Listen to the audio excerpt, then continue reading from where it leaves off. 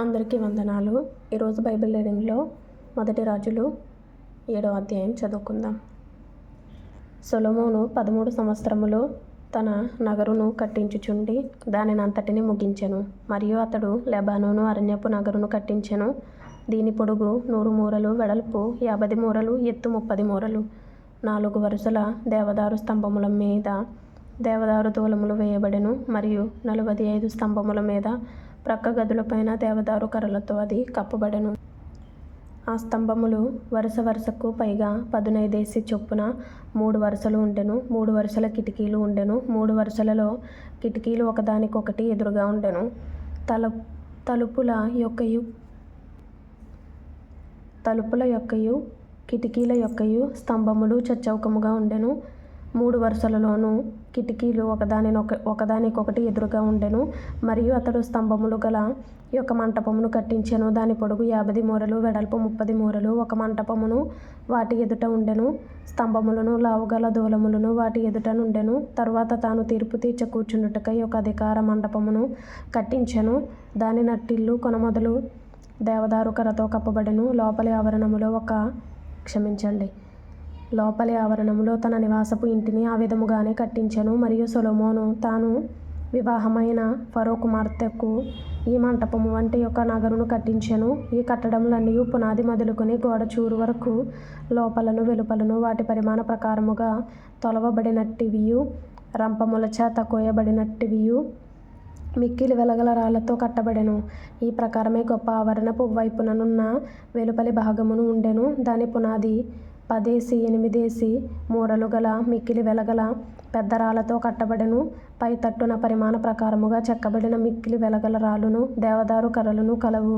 గొప్ప ఆవరణమునకు చుట్టూను 3 వరుసల చెక్కిన రాళ్ళును 1 వరుస దేవదారు దూలములను కలవు. యెహోవా మందిరములోని ఆవరణము కట్టబడిన రీతినే ఆ మందిరపు మంటపమును కట్టబడెను. రాజైన సొలొమోను తూరు పట్టణములో నుండి హీరామును పిలువనంపించెను. ఇతడు నఫ్తాలి గోత్రపు విధవరాలి కుమారుడై ఉండెను. ఇతని తండ్రి తూరు పట్టణపు వాడగు ఇత్తడి పనివాడు. ఈ హీరాము పూర్ణ ప్రజ్ఞగల బుద్ధిమంతుడును, ఇత్తడితో చేయు సమస్తమైన పనులలోనూ బహు చమత్కారపు పనివాడునై ఉండెను. అతడు సొలొమోను నద్దకు వచ్చి అతని పని అంతయు చేసెను. ఏమనగా అతడు 2 ఇత్తడి స్తంభములు పోతపోసెను. ఒక్కొక్క స్తంభము 18 మూరల నిడివి గలది, ఒక్కొక్కటి 12 మూరల కైవారము గలది. మరియు స్తంభముల మీద ఉంచుటకై ఇత్తడితో 2 పీటలు పోతపోసెను. ఒక పీట యొక్క ఎత్తు 5 మూరలు, రెండవ పీట యొక్క ఎత్తు 5 మూరలు. మరియు స్తంభముల మీదనున్న పీటలకు అల్లిక పని వంటి పనియు, గొలుసు పని దండలను చేయబడెను. అవి పీటకు 7 ఏసు కలిగి ఉండెను. ఈలాగున అతడు స్తంభములను చేసి మీది పీటలను కప్పుటకు చుట్టూను అల్లిక పని 2 వరుసలు దానిమ్మ పండ్లతో చేసెను. ఈ ప్రకారముగా అతడు 2వ పీటకును చేసెను. మరియు స్తంభముల మీది పీటలు 4 మూరల మట్టుకు తామర పుష్పము వంటి పనిగలవై ఉండెను. మరియు 2 స్తంభముల మీదనున్న పీటల మీది అల్లిక పని దగ్గరనున్న ఉబ్బెత్తుకు పైగా దానిమ్మ పండ్లుండెను. 200 దానిమ్మ పండ్లు ఆ పీట మీద వరుస వరుసలుగా చుట్టూ నుండెను. ఈ స్తంభములను అతడు పరిశుద్ధ స్థలపు మంటపంలో ఎత్తించెను. కుడి పార్శ్వపు స్తంభమును ఎత్తి దానికి యాకీను అను పేరు పెట్టెను. ఎడమ పార్శ్వపు స్తంభమును ఎత్తి దానికి బోయజు అను పేరు పెట్టెను. ఈ స్తంభముల మీద తామర పుష్పము వంటి పని ఉండెను. ఈలాగున స్తంభముల యొక్క పని సమాప్తమాయెను.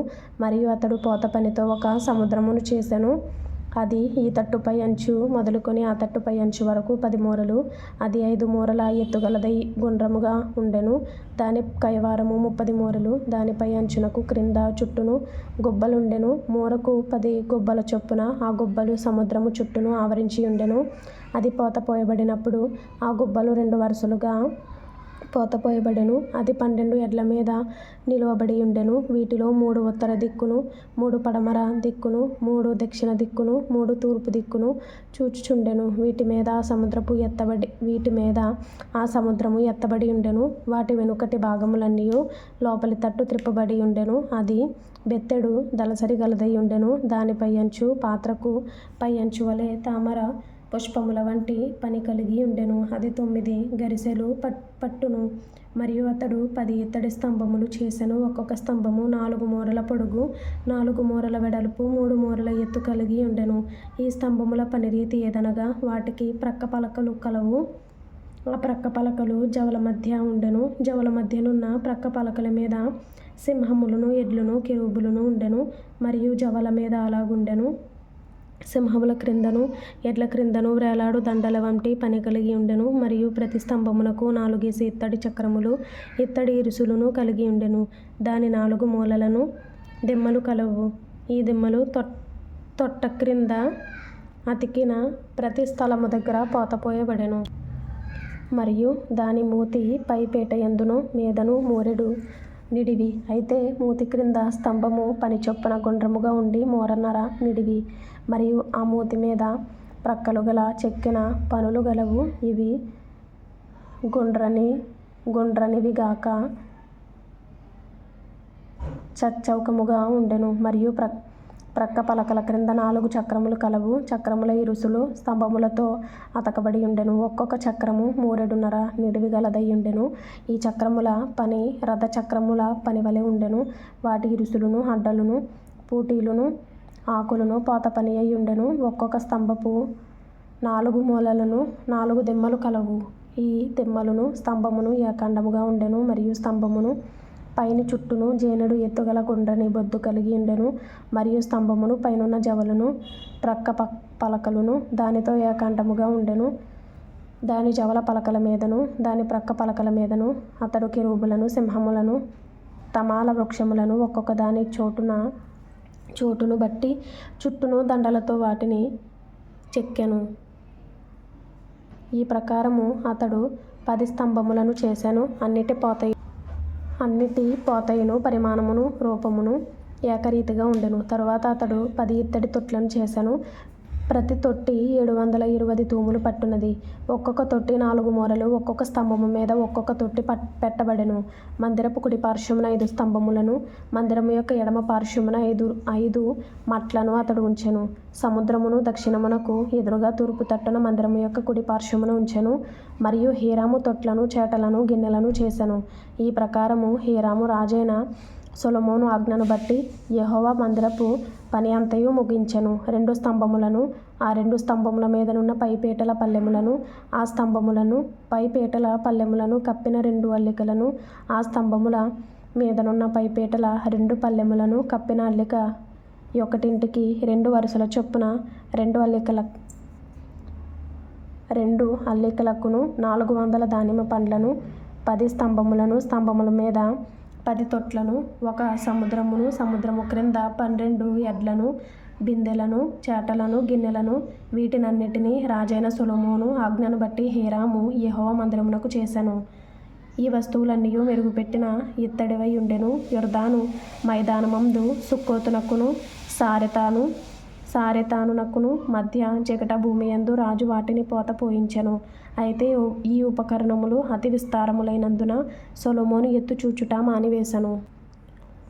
ఇత్తడి యొక్క ఎత్తు ఎంతైనది తెలియబడకపోయెను. మరియు సొలొమోను యెహోవా మందిర సంబంధమైన తక్కిన ఉపకరణములన్నిటినీ చేయించెను. అనగా బంగారపు బలిపీఠమును, సముఖపు రొట్టెల నుంచి బంగారపు బల్లలను, గర్భాలయము ముందర కుడి పార్శ్వమున 5ను, ఎడమ పార్శ్వమున 5ను, 10 బంగారపు దీపస్తంభములను, బంగారపు పుష్పములను, ప్రమిదలను, కారులను, మేలిమి బంగారపు పాత్రలను, కత్తెరలను, గిన్నెలను, ధూప కలశములను, అంతర్మందిరమును, అతి పరిశుద్ధమైన స్థలము యొక్క తలుపులకును, మందిరమును ఆలయపు తలుపులకును కలిగిన బంగారపు బందులను, వీటన్నిటినీ చేయించెను. ఈ ప్రకారము రాజైన సొలొమోను యెహోవా మందిరమునకు చేసిన పని అంతయు సమాప్తమాయెను. మరియు సొలొమోను తన తండ్రి అయిన దావీదు ప్రతిష్ఠించిన వెండిని, బంగారమును, ఉపకరణములను తెప్పించి యెహోవా మందిరపు ఖజానాలో ఉంచెను. 1 సంవత్సరం లోపు బైబిల్ పూర్తి చేయాలి అని ఆశ కలిగిన వారు ఫాలో చేయండి, లైక్ చేయండి, షేర్ చేయండి, సబ్స్క్రైబ్ చేసుకోండి. ప్రభు మీకు తోడైండును గాక. ఆమేన్.